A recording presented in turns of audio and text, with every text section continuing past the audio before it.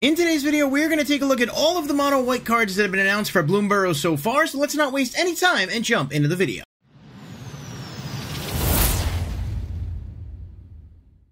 What's up, everybody? Thank you so much for being here. As always, I appreciate you guys more than I could put into words. A lot of the videos posted recently have done really well, with the exception of the Assassin's Creed one. In case anyone was wondering why I didn't finish covering that set, didn't seem to be a lot of demand for it. Set as a whole was kind of, underwhelming, but we're going to put it to the past, and we're going to talk about a set that I know people are super pumped about, myself included, Bloomburrow. And if you guys did miss the previous video I posted for collecting Bloomburrow and understanding some of the specifics, what's in collector boosters, what isn't, you can check that out, and I'll put a little thing for it here, and a link in the description below. But if you are new here, please go ahead and hit that like button and subscribe, and then click the bell icon if you want to be notified for new videos when they're posted.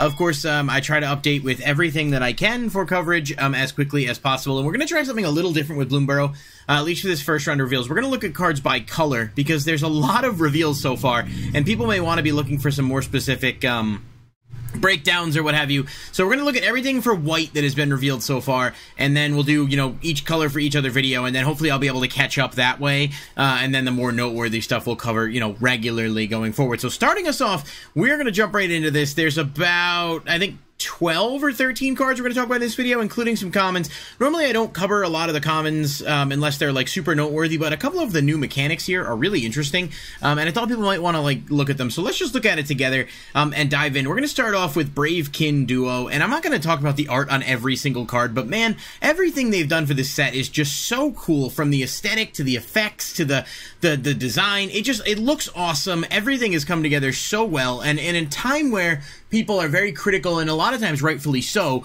of Wizards of the Coast, I think it's, it's important to give them their flowers here for what looks to be a fantastically designed set, both from value and card play, as well as, sealed, constructed, what have you. It just looks like it's going to be a hit all around based on these sort of initials, and we'll talk about it more specifically at the end, but just overall, absolutely fantastic artwork here. So Brave Kin Duo is 1 white, creature, rabbit, mouse. You pay 1 and tap, target creature gets +1/+1 until end of turn, activate only as a sorcery. Nothing game-breaking, nothing we're going to spend a ton of time on, but again, I love the artwork. I think it could be decent as a draft card, possibly, and maybe even, in standard, some applications, depending on how we shake out the rest of this whole set with other support. But overall, just a really well-designed card with some artwork that I think makes it worth a mention in its own right. Carrot Cake is 1 and a white artifact food. When it enters and when you sacrifice it, create a 1/1 white rabbit creature token and scry 1. You can pay 2 and sack it to gain 3 life. So it's a food that gives you a token on entry and on exit, which is pretty solid. 2 mana for 2 tokens certainly isn't bad, and the scrying is nice. And being that you do have other cards in the set that can sacrifice foods to do things, which we'll talk about in just a minute, as well as plenty of food support, especially for Commander and stuff from previous sets.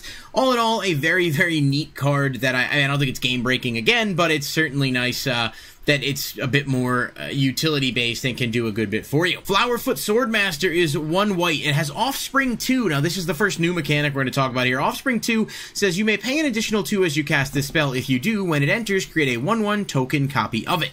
Then it has Valiant. Whenever this creature becomes the target of a spell or ability you control for the first time each turn, mice you control get +1/+0 until end of turn. I love this Offspring mechanic. I think it's so cool. For one, it's thematic as hell, fitting in with all the animal stuff, but in general, just being able to make weaker copies, obviously depending on some of the more powerful creatures we'll see with Offspring, we might be able to see some better, more powerful cards, but this is pretty good. I mean, for 3 mana, you get this, 2 copies of this that can both buff your mice. I mean, for some kind of low-to-the-ground, low-cost, mouse-based strategy, I think this is a really interesting card, and it's a good example of Offspring. I'm excited to see what some of the other Offspring cards look like as the spoilers continue. Hop to It is 2 and a white sorcery. Create 3 1/1 white rabbit creature tokens. 3 mana for 3 rabbits. Not terrible. Not exactly amazing, but it's pretty good. And I think, obviously, with a lot of typal support in this set and the Commander decks too, being able to make those rabbits may actually, turn out to be a pretty powerful thing to have access to. It's definitely a card worth keeping an eye on. I don't think it's overpriced in terms of the mana you have to spend, but I do think it is right on that line of, is it going to be viable with that cost? We'll have to wait and find out. Parting Gust is 2 white instant. Gift a tapped fish. Another one of the new mechanics here is Gift. You may promise an opponent a gift as you cast this spell. If you do, they create a tapped 1/1 blue fish creature token before its other effects resolve. Exile target non-token creature. If the gift wasn't promised, return that creature to the battlefield under its owner's control with a +1/+1 counter on it at the beginning of the next end step. A lot to unpack here. First of all, the gift mechanic is not always going to be fish. I've seen some examples looking through some of the other cards for like let your opponent draw a card and so on and so forth.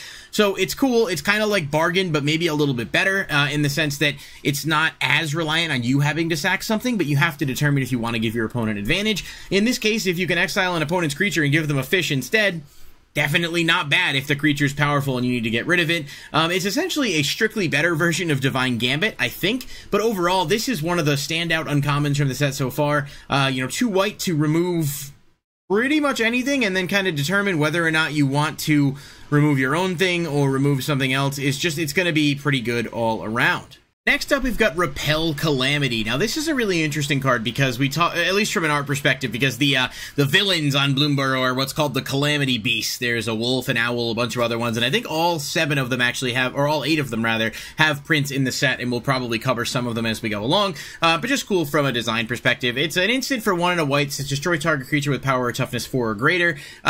Not anything game breaking. It's decent enough, but I think white has access to a lot of stuff that can do more. What is nice about this though for standard is this isn't out to shouldered. So for a card that's really oppressive in standard, being able to get over shouldered is definitely going to be a strong option. And for that reason alone, I could definitely see this seeing play in white, because as far as I know, they don't have any ways to get over it that easily. I think Get Lost from Lost Caverns of Ixalan may work, but this is just a straight up removal versus Get Lost having to replace it with something. I think they get like map token or something. So people will obviously, have their preference, but not a bad card, in that respect.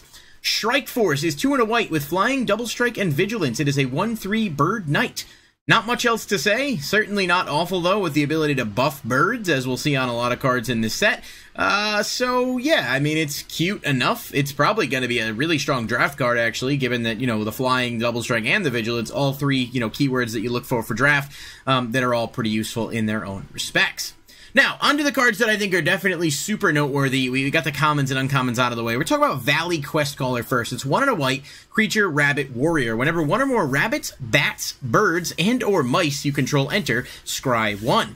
Other rabbits, bats, birds, and mice you control get +1/+1. So, it is a lord for a bunch of different things. Obviously, what is it, Deep Cavern Bat or Cavern Lurking Bat from Lost Caverns of Ixalan already sees good amount of play in Standard, but this card, obviously any typal deck that's using any combination of those and can fit it into its colors is going to work well. I think rabbits are probably going to benefit the most from it, and being able to, in constructed formats anyway, play this in multiples for a low-cost option is going to be decent. I think people are going to have a lot of fun building rabbit tribal decks, so just, some food for thought there. And the reason I say that is because you also have Warren War Leader, which is another rabbit. This is 2 and 2 white creature rabbit knight with offspring 2. Whenever you attack, choose 1. Create a 1/1 white rabbit creature token that's tapped and attacking, or attacking creatures you control get +1/+1 until end of turn. So this is a mythic, the first mythic we're actually talking about here in the video. And the fact that it can make a copy of itself is definitely nothing to sneeze at, although that's going to cost you 6 mana. I don't know how often that's going to come up. What's really strong about this, though, is you're already playing a lot of cards that are going to buff your rabbits that are cheap to bring out, and your rabbit tokens will, of course, benefit from this as well. Being able to give them +1/+1 and put, extra pressure on the opponent with the, ideally multiples of tokens you're attacking with is definitely going to be good. I think in Standard specifically, this card is going to be strong, and depending on how the Rabbit Commander deck shakes out, I think we'll see this, obviously a pretty brain-dead inclusion in there, because it's going to be a good card without a doubt. Salvation Swan. We may have talked about this card. I'm not sure. I think this was one of the ones that was revealed a little while back.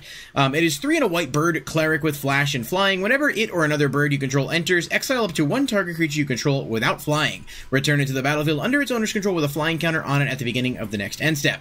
It's pretty cool. Nothing crazy. It's a little costly for me, but being able to exile a creature, bring it back with flying, does trigger, any blink effect that might activate when it leaves.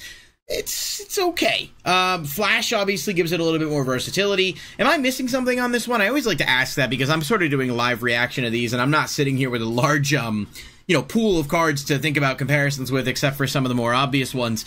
It doesn't feel that great. It feels a little underwhelming, but let me know what you guys think, because it's, like I said, it's always possible I'm just missing something. And finally, for this video, we've got Beza the Bounding Spring. I adore this card. It has some insanely cool artwork, and it's, what is it, Field Notes art version, I think it's called, is super cool as well. It is a legendary creature, elemental elk, that costs 2 and 2 white, and when it enters the battlefield, you create a treasure token if an opponent controls more lands than you. You gain 4 life if an opponent has more life than you. You create 2 1/1 blue fish creature tokens if an opponent controls more creatures than you, and it lets you draw a card if an opponent has more cards in hand. This does a ton of things, and in Commander especially, this card is going to be crazy good in decks that can play it, because the amount of resources that you can get if you're falling behind, this does allow you to do a lot for a relatively low mana investment when you're considering the return. Plus, you can get a treasure token. In Commander, in pods, this is definitely going to be the most viable way to utilize it. That's not to say, though, that it's not going to have application in, in non-singleton formats, because it still does a lot, and if your opponent is just even 1 turn ahead of you, you can still play this and get a lot further out. So, this is it for all the white cards that have been revealed so far. I'm going to keep the videos coming, trying to cover as many things as I can and get through them. So let me know what you guys think of this first slate of reveals, and I'll be back with another video very soon, so be sure to subscribe if you haven't so you don't miss a thing. Catch you next time. Peace.